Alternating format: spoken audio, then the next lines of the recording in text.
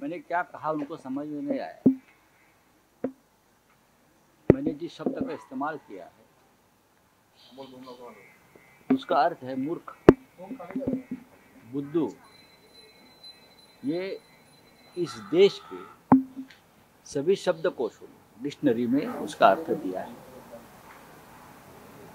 जो डिक्शनरी मान्यता प्राप्त है सरकार से भी और सभी साहित्य संस्थाओं से। उस डिक्शनरी भी मैंने जो शब्द का इस्तेमाल किया उसका सभी का अर्थ दिया है। बड़े बड़े पंडित इस देश में,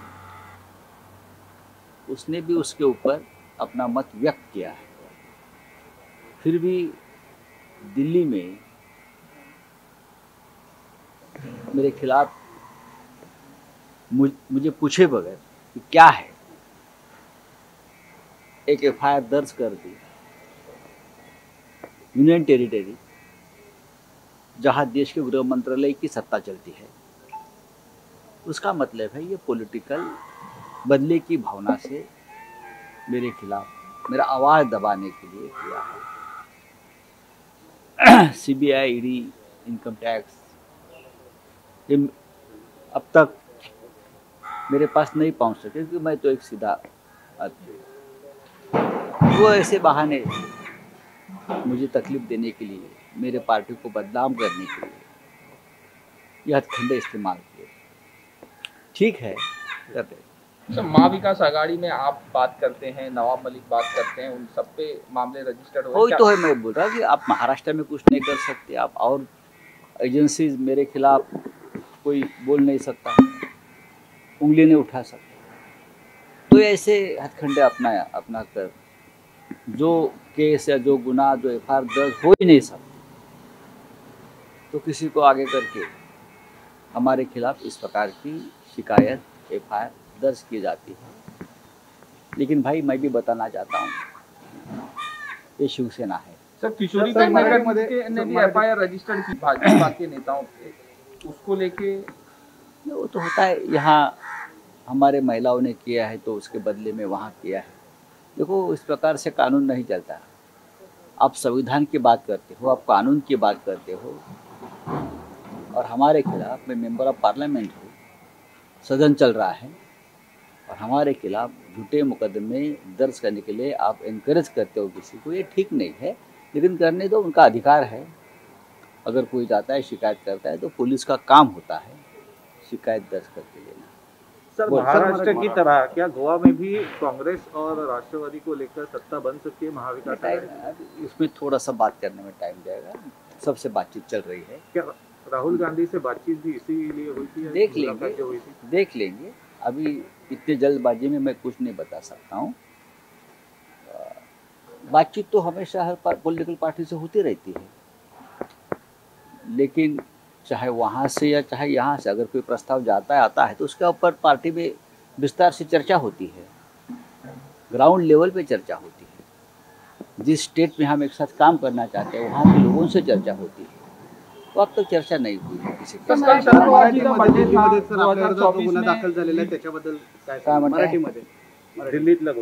दिल्लीमध्ये मला आपल्याच माध्यमातून सगळ्यांच्या समजलं की दिल्लीमधल्या एका पोलीस स्थानकात माझ्या विरुद्ध तक्रार नाही तर गुन्हाच दाखल करण्यात आला। मी मधल्या काळामध्ये ज्या शब्दाचा एका वापर केला तो शब्द म्हणे भावना दुखावणारा आहे। भावना दुखावणारा काय? भावना दुखावल्या, कोणाला मूर्ख म्हणणं, मूर्ख बोलणं, अशिक्षित अडाणी म्हणणं, हे तर वारंवार आपल्या राजकारणामध्ये, समाजकारणामध्ये आपण शब्द वापरतो। मी तो शब्द वापरला तो या देशातला नव्हे तर जगातल्या कोणत्याही डिक्शनरीमध्ये, शब्दकोशामध्ये आपण त्याचा अर्थ पाहिला तर त्याचा अर्थ मूर्ख, पडत मूर्ख, अतिशहाणा, बुद्धू असा दिलेला। जर या शब्दाविरुद्ध गुन्हे दाखल व्हायला लागले अशा प्रकारे तर या देशात खरोखर कायद्याचं राज्य राहिलेलं नाही। पण ठीक आहे, माझ्याकडे CBI, ED, income tax, NCB ह्यांना सरकार पाठवू शकलं नाही, म्हणून बहुतेक त्यांनी आता नव्यानं हा एक गुन्हा दाखल करून पार्लमेंट सुरू असताना एका खासदारावर अशा प्रकारचा गुन्हा दाखल करण्याचं धाडस दाखवलेलं आहे. माझ्या त्यांना शुभेच्छा आहे. त्यांनी असे किती गुन्हे दाखल केले आमच्यावर, तरी आम्ही सत्य बोलण्याचं थांबणार नाही. जे सत्य आहे ते आम्ही बोलत राहू. बघू, पाहू. सर, महाराष्ट्राप्रमाणे गोव्यातही महाविकास आघाडी व्हायची काही शक्यता आहे का भाजपच्या विरोधात? नाही, या संदर्भात अजून प्राथमिक अवस्थेत चर्चा आहे सगळ्यांची. माझं काही लोकांशी नक्कीच चर्चा झालेली आहे, पण प्रत्येक पक्षाला वेळ द्यावा लागतो. ज्या राज्यात अशा प्रकारच्या आघाड्या करायच्या आहेत त्या राज्यातील कार्यकर्त्यांशी चर्चा करावी लागते. ती प्रक्रिया थोडी मोठी असते. पण जर झाली अशी आघाडी तर त्याचं स्वागत आहे. नाही झाली तर आम्ही स्वतंत्रपणे लढू. आम्ही सांगितलं की आम्ही 22 जागा गोव्यात लढायला तयार आहोत. आम्ही लढू.